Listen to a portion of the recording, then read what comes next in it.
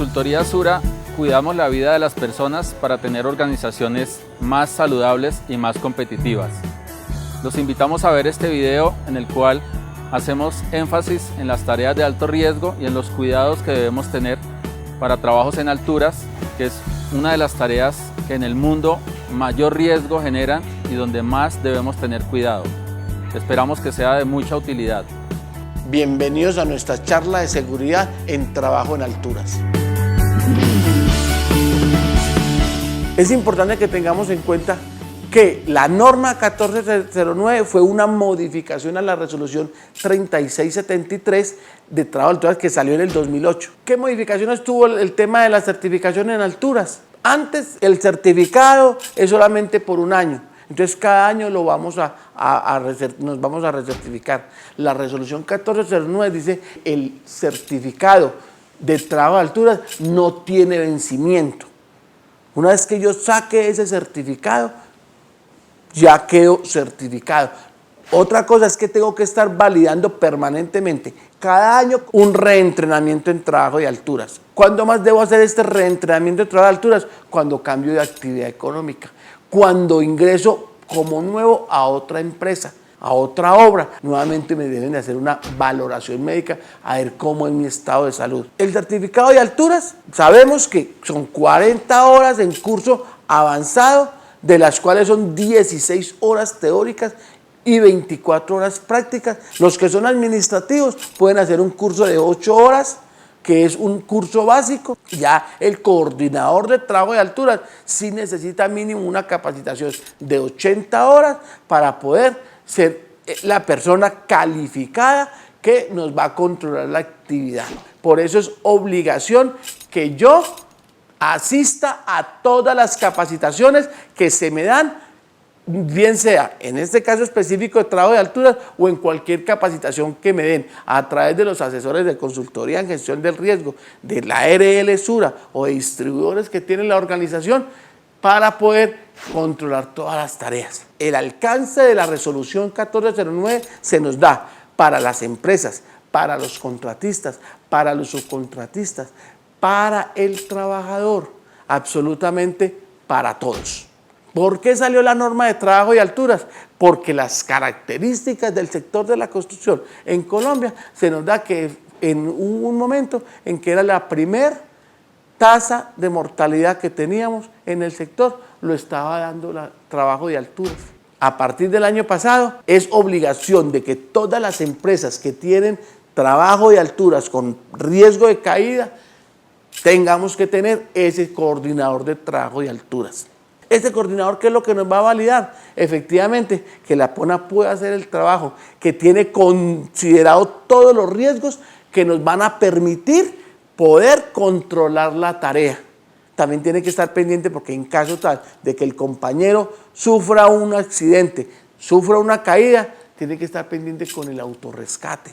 Tiene que saber que tiene que tener unos permisos especiales o unos procedimientos especiales para hacer el rescate en alturas. Por eso es supremamente importante que el coordinador de trabajo de alturas esté permanentemente en la obra.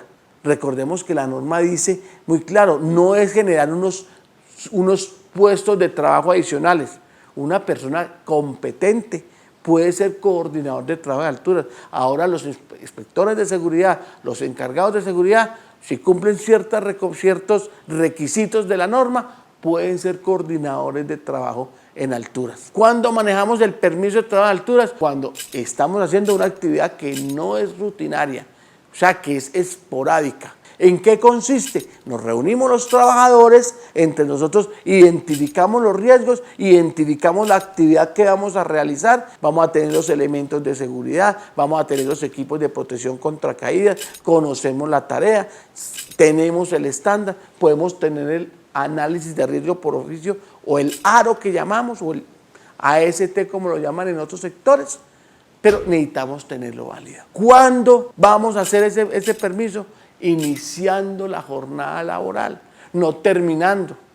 El permiso no se hace el lunes hasta el sábado, no, todos los días el permiso, recordemos que es solamente por una jornada laboral.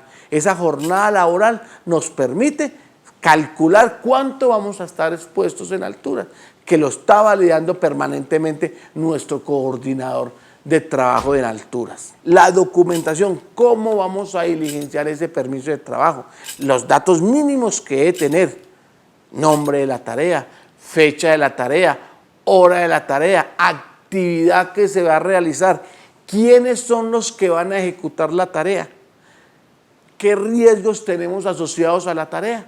Y una vez que tenemos validado todo esto, podemos tranquilamente hacer la actividad. Que si la actividad o el punto de anclaje o la línea de vida está siendo certificada por una persona competente y una persona calificada, podemos hablar de 3.600 libras, pero como normalmente en el sector de la construcción no tenemos esas personas calificadas, la norma nos permite que nos sobreaseguremos, arrancando de que vamos a garantizar las 5.000 libras.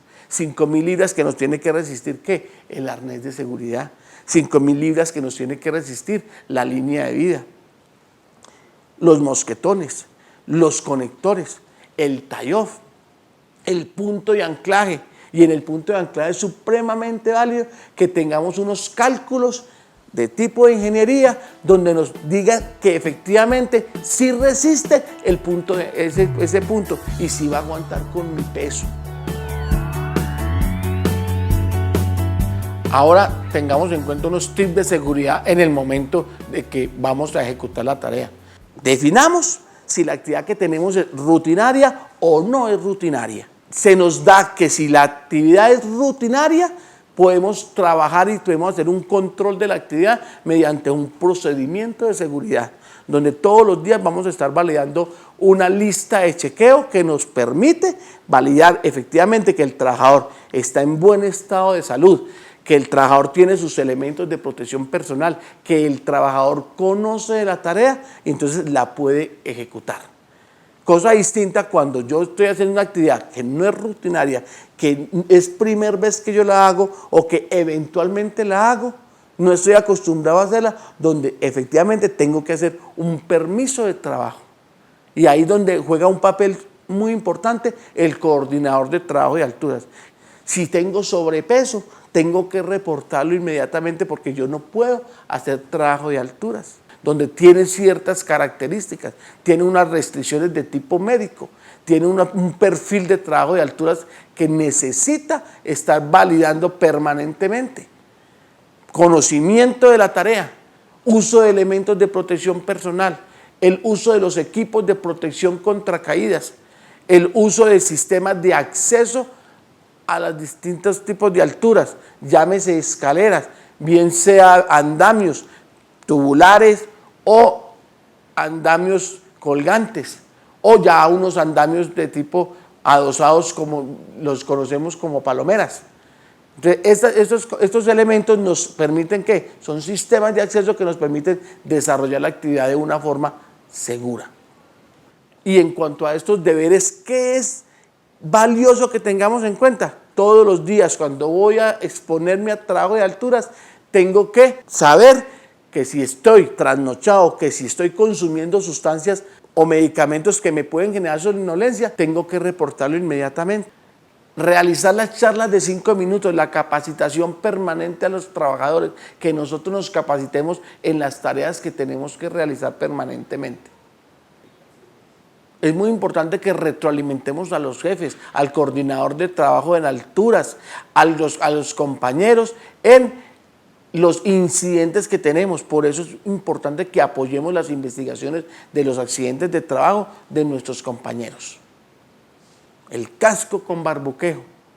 El casco con barbuqueo es supremamente importante porque en el riesgo principal que tenemos de caída de alturas o caída de materiales que nos pueden golpear la cabeza, esta va a salir lesionada. Importantísimo cuando vamos a subir andamios, cuando vamos a subir escaleras, tener los guantes de seguridad. ¿Para qué? Para evitar aquellas lesiones, aquellos aplastamientos, aquellos posibles golpes en las manos que nos debilitan y que tenemos que tener normalmente o principalmente libres para poder trabajar. Las botas de seguridad. Cuando estamos subiendo por unas escaleras, mis botas tienen que ser completamente de buen material y que sean con una muy buena suela antideslizante. Importantísimo, cuando aparte de esas actividades voy a hacer trabajo con ruido, pues tengo que estar protegido con mis protectores auditivos. Obviamente ya tenemos que tener en cuenta que si vamos a trabajar por encima de 1,50, donde tenemos riesgo de caída al vacío, es muy posible que ya nos tengamos que asegurar con un arnés de seguridad.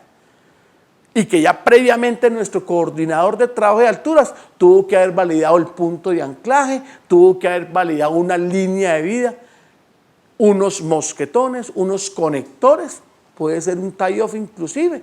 Todos estos elementos que nos sirven ¿para qué? Para estar asegurados y que evitemos ese riesgo de caída al vacío.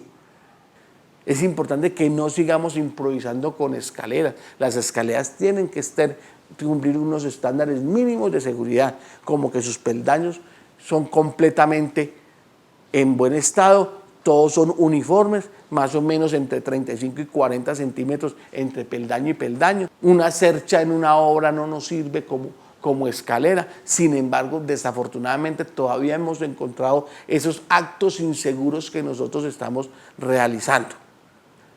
Recordemos que la norma, la 1409, prohíbe que en trabajo de alturas se realicen con nudos. Ya cuando estamos hablando de rescate, de autorrescate, ya sí podemos empezar a utilizar algunos nudos, pero tenemos que ser conscientes de que hay personas expertas en el tema. Por eso en trabajo de alturas hay que tener en cuenta que hay unas excepciones. ¿Cuáles excepciones existen en trabajo de alturas? Los que hacen rescate en alturas, los que hacen actividades deportivas, los escaladores, es decir, permanentemente están haciendo nudos. Las personas de los eventos, un circo por ejemplo, ellos tienen unos sistemas de protección distintos a los que nosotros manejamos dentro de la vida, de nuestra vida cotidiana, de nuestra vida laboral.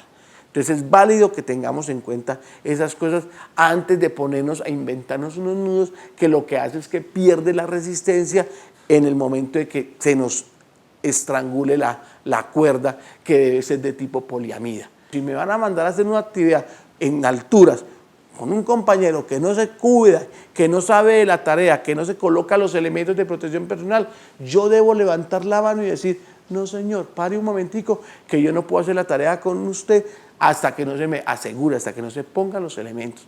Porque en caso tal de que mi compañero sufra un intento de caída, yo voy a intentar agarrarlo y en ese momento podemos sufrir una caída.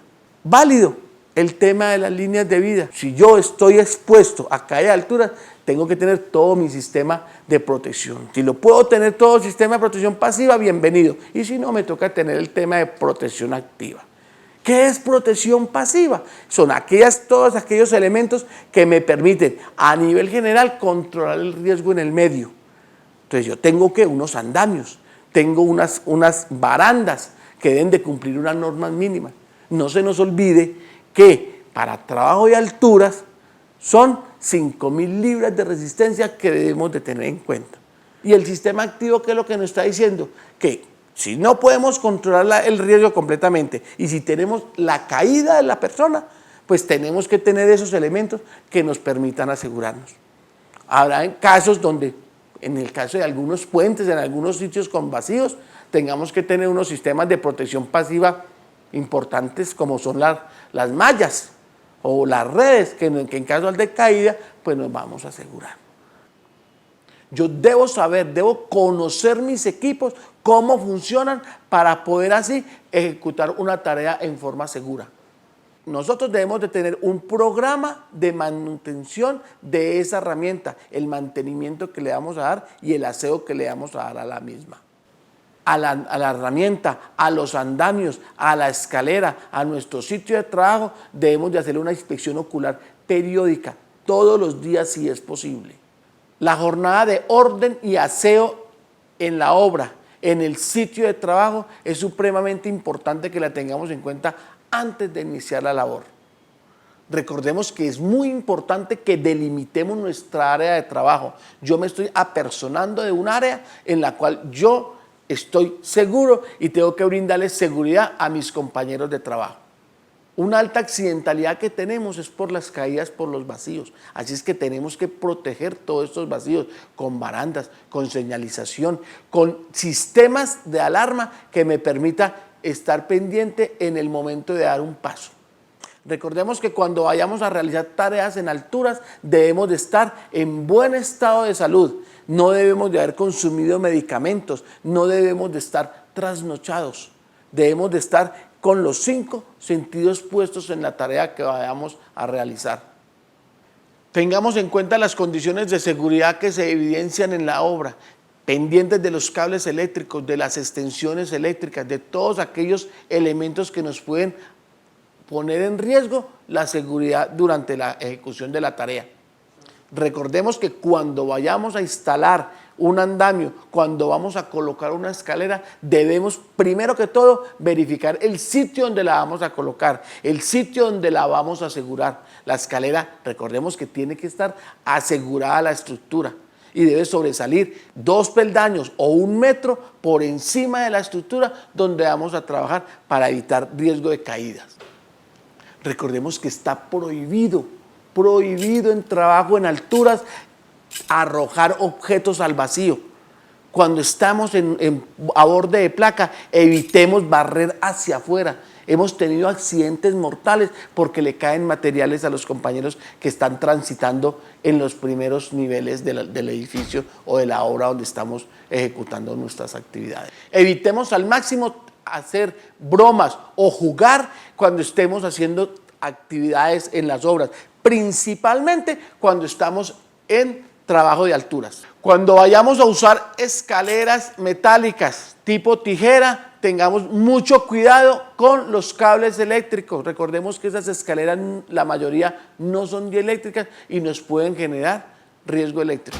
Recordemos que si yo voy a ascender o voy a descender por la escalera, debo tener 3 partes aseguradas a la escalera, bien sea las 2 manos y un pie o los 2 pies y una mano. En ningún momento podemos tener 2 partes solamente. Por eso es supremamente importante que no llevemos materiales, herramientas en las manos en el momento de nosotros estar ascendiendo o descendiendo por una escalera. Utilicemos portaherramientas para trabajo en alturas.